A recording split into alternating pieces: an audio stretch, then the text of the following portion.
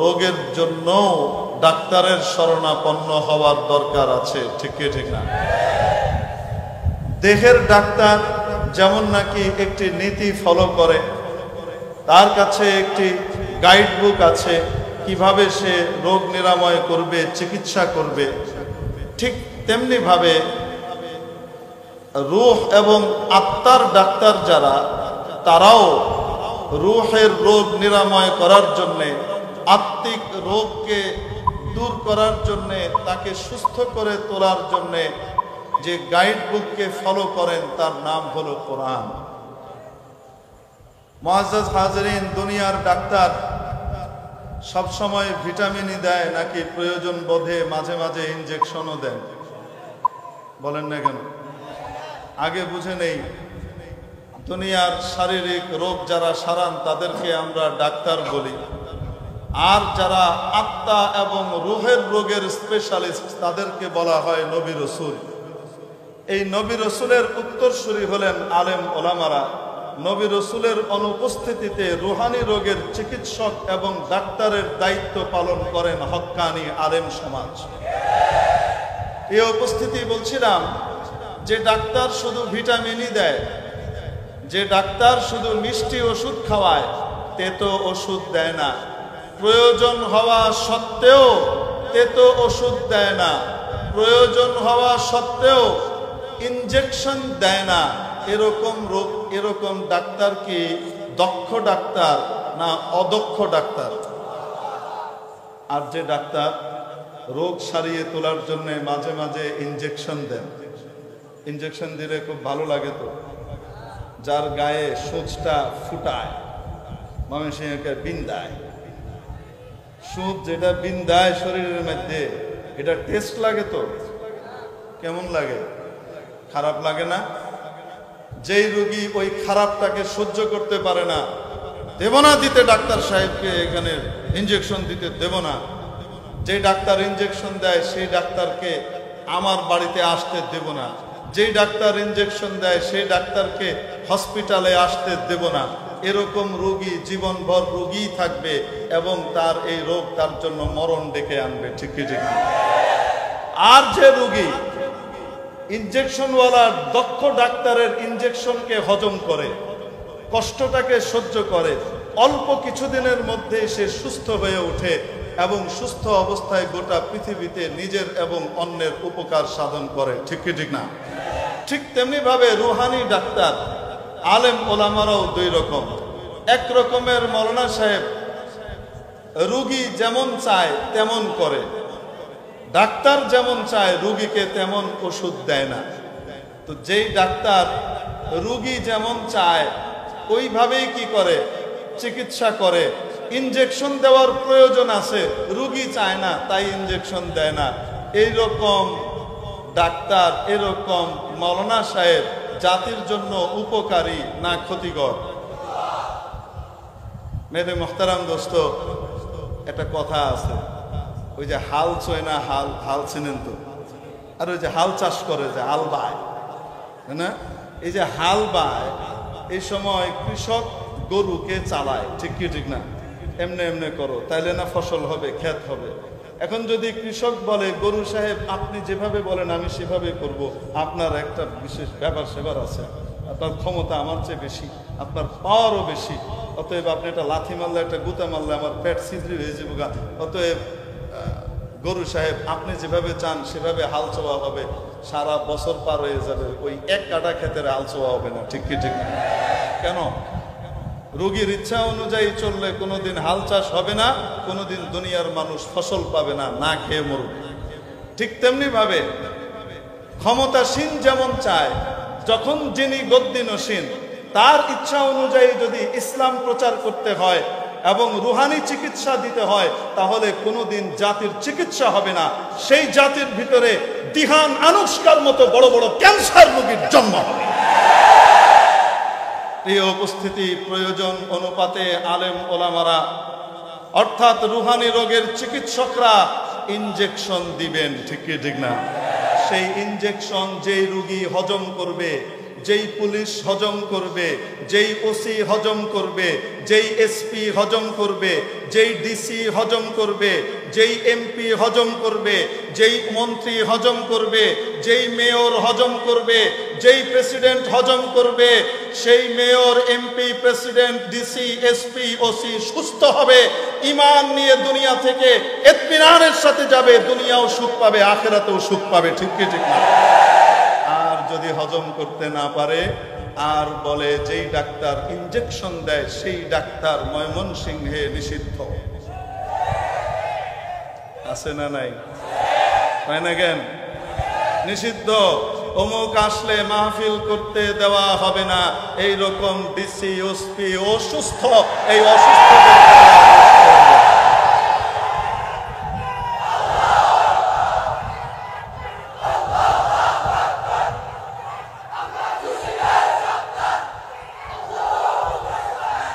আমি যা বলেছি এটা নিজের থেকে বলি নাই। সূরাতু বনী ইসরাঈলের ৮১ এবং ৮২ নম্বর আয়াত দুখানি তেলাওয়াত করেছি। এই আয়াতের মধ্যে রব্বুল আলামিন বলেন, ও নবী আপনি জানিয়ে দেন, বলে দেন, জাআল হক ওয়া যাহাকাল বাতিল, হক এবং সত্য সমাগত, হক এসেছে, বাতিল অপসৃত পালিয়ে গিয়েছে। ইন্নাল বাতিলা কানা যাহুকা, বাতিল নিশ্চিহ্ন হতে বাধ্য। ঠিক কি ঠিক না? হক এবং বাতিলের সংঘর্ষ চলবে। বাতিল অসুস্থ, হক হলো সুস্থ ডাক্তার। ঠিক কি ঠিক না? পরের আয়াতে রব্বুল আলামিন বলেন, ওয়া নুনাজ্জিলু মিনাল কুরআনি মা হুয়া শিফা, আমি এই কোরআনের মধ্যে অবতীর্ণ করেছি এমন সব বিষয় যেগুলো রোগ মুক্তি এবং আরোগ্য চিকিৎসা। ওয়া রাহমাতুল লিল মুমিনিন, এই চিকিৎসা যারা অবলম্বন করবে, এই চিকিৎসা যারা গ্রহণ করবে, তাদের জন্য কোরআন রহমত হিসেবে আবর্তিত হবে। ঠিক কিনা? যারা কোরআনের চিকিৎসা গ্রহণ করে তাদেরকে ঈমানদার বলে। তারা কি? যারা কোরআনের চিকিৎসা গ্রহণ করে তারা কি? ঈমানদার। আল্লাহ বলেন কোরআন তাদের জন্য রহমত স্বরূপ। ওয়ালা ইয়াজিদুদ যালিমিনা ইল্লা খাসারা, কোরআনী চিকিৎসা আসার পরেও, কোরআনের ইনজেকশন আসার পরেও সেই টিকা যদি কেউ না নেয়, সেই ইনজেকশন যদি না নেয়, তাহলে মনে রাখবা সে অত্যাচারীদের অন্তর্ভুক্ত হবে, আর এই কোরআন তাদের জন্য ক্ষতিকরী হবে। তারা কোরআন দিয়ে হেদায়েত পাবে না, কোরআন দিয়ে গুমরাহির দিকে যাবে। ঠিক কি ঠিক না?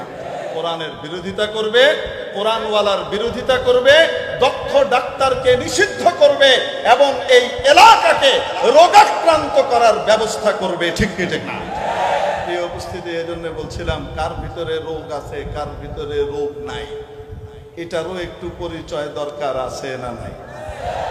বলবো নাকি? কোরআনের ভাষায় বলবো। মুসা আলাইহিস সালাম মিস্টার ফেরাউনের কাছে আসলেন নবুয়ত নিয়ে। ফেরাউন কি সুস্থ না অসুস্থ? ফেরাউন মানসিকভাবে, ঈমানের দিক থেকে সত্যিকারের আত্মিকভাবে সুস্থ না বিকারগ্রস্ত? বিকারগ্রস্ত। ফেরাউনের কাছে ডাক্তার আসলেন হযরত জি মুসা আলাইহিস সালাম। আসার পরে মুসা আলাইহিস সালাম দাওয়াত দিলেন, বুঝালেন আল্লাহর দিকে ফিরেন, আপনি নেক কাজ করেন, দুনিয়াতেও সুখে থাকেন, আখিরাতেও থাকেন, চিরস্থায়ী এখানে ক্ষমতায় থাকবেন, আল্লাহ সম্মানিত করবেন। অনেক ওয়াজ নসিহত করলেন। এখন ওয়াজ নসিহত শোনার পরে ফেরাউন সাহেব বলে, এ মুসা, বড় বড় কথা কইও না, আমাদের টাকা দিয়ে বড় হয়ে, আমাদের চামড়ার টাকা বিক্রি করে, আমাদের জাকাত ফিতরা খেয়ে বড় হয়ে আজকে আমাদের সামনে বড় বড় কথা বলো না। হ্যাঁ, কাদেরকে আপনারা চামড়া দিচ্ছেন? কোরবানির চামড়া কাদেরকে দিচ্ছেন? এরা জঙ্গি তৈরি করছে, দেশের মধ্যে স্বাধীনতা বিরোধী তৈরি করছে। চুপ থাকবে, না হলে হাও ভেঙে দিই। হাত কিন্তু হেডার নিজেরই ভেঙে গেছে গা।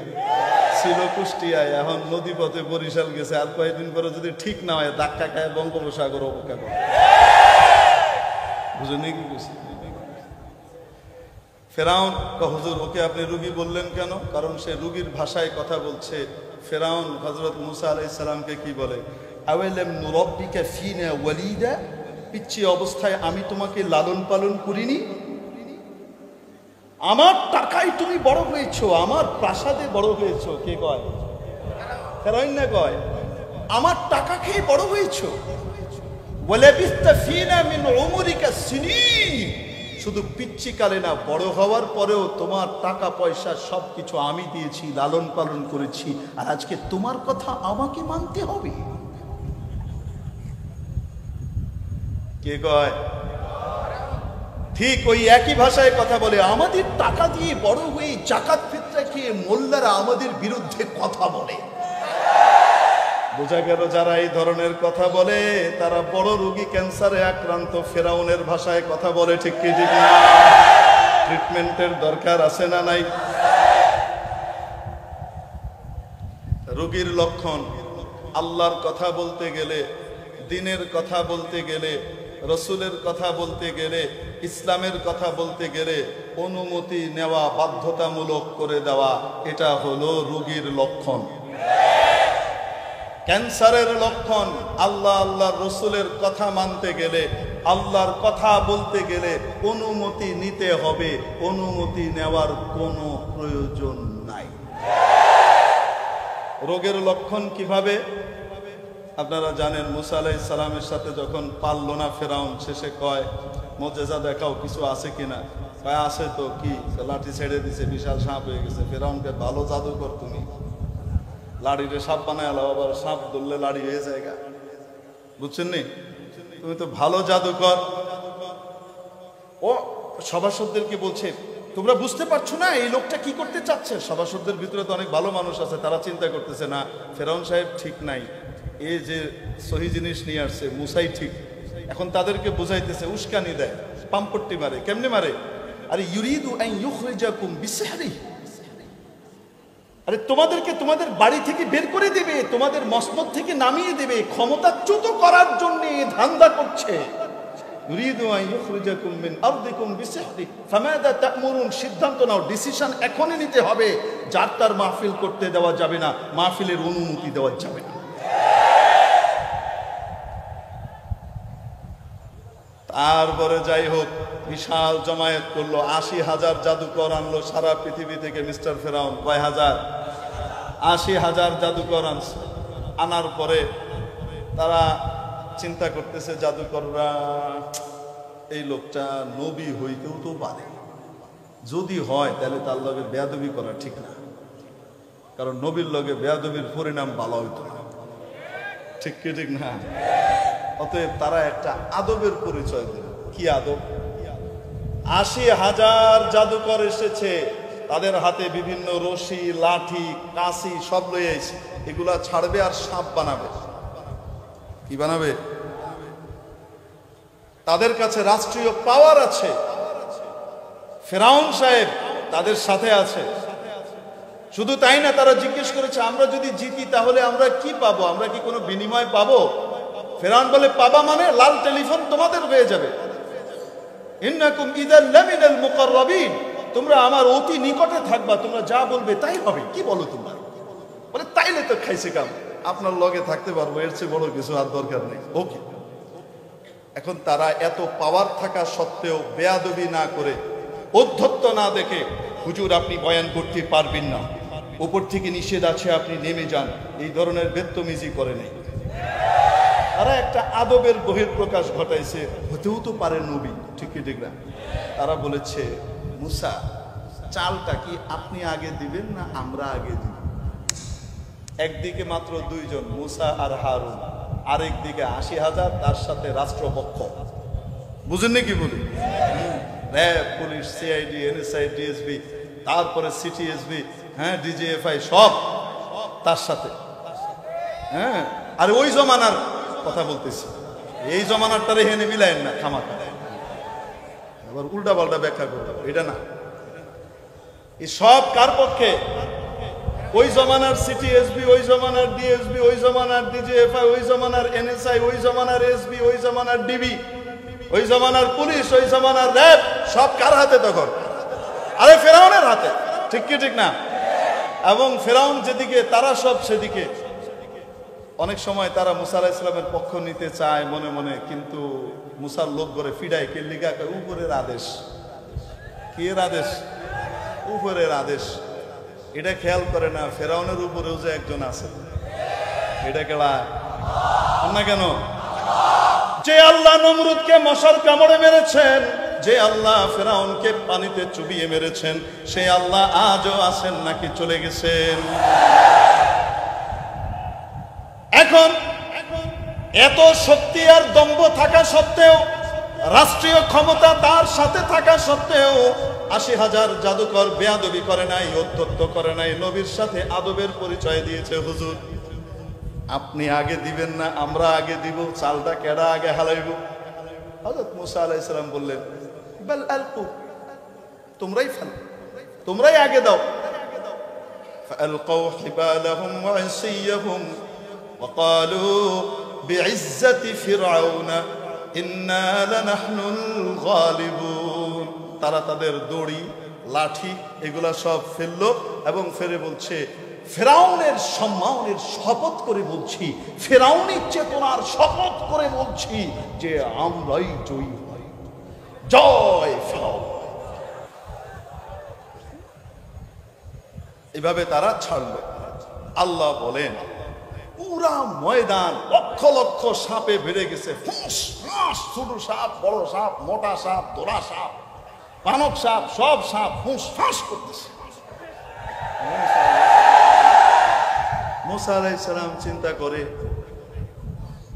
কি করবো এই লক্ষ লক্ষ সাপে? আমার এই লাঠি ছাড়লে তো ৫ হাত লম্বা একটা সাপ হইব, এটা কি করবো? আল্লাহ তাআলার দিকে ফিরলেন, ইয়া আল্লাহ কি করব এখন? আমার তো পাওয়ার শুধু আহমদ শফি সাহেবের মতো ছিল, এই এক দিয়ে কি হবে? এক লাঠি দিয়ে এ তো লক্ষ লক্ষ সাপ কেমনে হবে? যারা ভয় পায় যে আহমদ শফি সাহেব চলে গেছে, তার মানে ইসলাম চলে গেছে, তারা ঘুমের মধ্যে আছে। তারা মনে করে আল্লামা নূর হোসেন কাসেমি চলে গেছেন, তাই ইসলামও চলে গেছে। তারা ভুলের মধ্যে আছে। ইসলাম এই দুনিয়াতে মিটার জন্য আসে না, ইসলাম এই পৃথিবীতে থাকার জন্য আসছে। অতএব যদি পৃথিবীতে থাকতে চাও, ইসলামের সাথে থাকো, ইসলামের বিরুদ্ধে গেলে পাত্তা পাওয়া যাবে না।